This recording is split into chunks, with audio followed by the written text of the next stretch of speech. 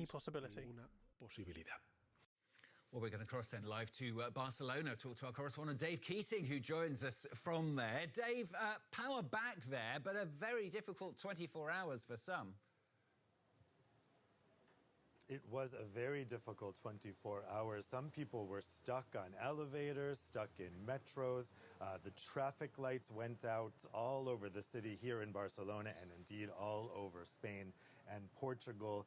It was quite a day. At first, people had no way of knowing that this was affecting the entire Iberian Peninsula because not only did the power go out, but also the mobile data went out because the power for the cellular towers went off.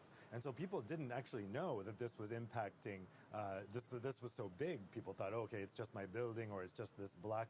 As the situation became clear through word of mouth, people were digging out their old radios to try to get information. They were let out of work, obviously, after it became clear that this was going to go on all day. They poured out to the beach here at Barceloneta Beach in Barcelona behind me, and we're trying to make the best of things, singing songs. When the power did come back on last night, there was a big cheer out here, but for other parts of the country it took a lot longer. It was overnight, for instance, in Madrid. So this was quite a day, and of course the question that everyone was asking is, why did this happen? They want answers from their government, from their power providers, but those answers have not come yet. Yeah, we heard from Pedro Sanchez there saying it still seems very unclear as to why it happened. Are people starting to get critical, Dave? I mean, is a kind of blame game starting, if you like? For sure. And of course, the opposition is looking for political opportunity in this.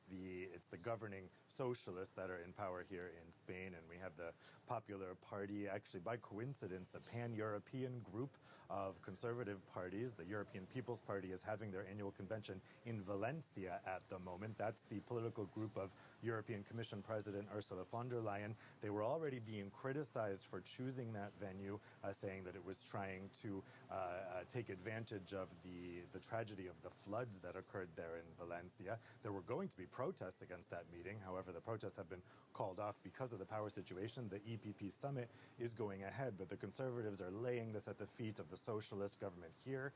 The socialist government here is, we're hearing various explanations about why this happened. Portugal is saying it's because of something that happened in Spain. Spain is saying it's because of something that happened in France. In short, we just don't know. That still hasn't stopped some people from trying to play the blame game here. We're already hearing voices saying that this is due to the large amount of renewables in Spain's power grid, but experts say that the severity of this couldn't possibly have been caused by renewables. The other explanation that people are wondering about is whether this was a cyber attack.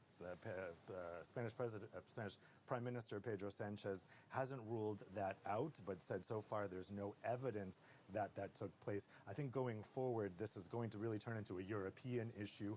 And so the grid coordinator wants to figure out, was this a cyber attack? Because there has to be lessons learned here at a European level. Dave, thanks very much. Dave Keating, our correspondent, talking to us there from Barcelona. Well, we're going to go across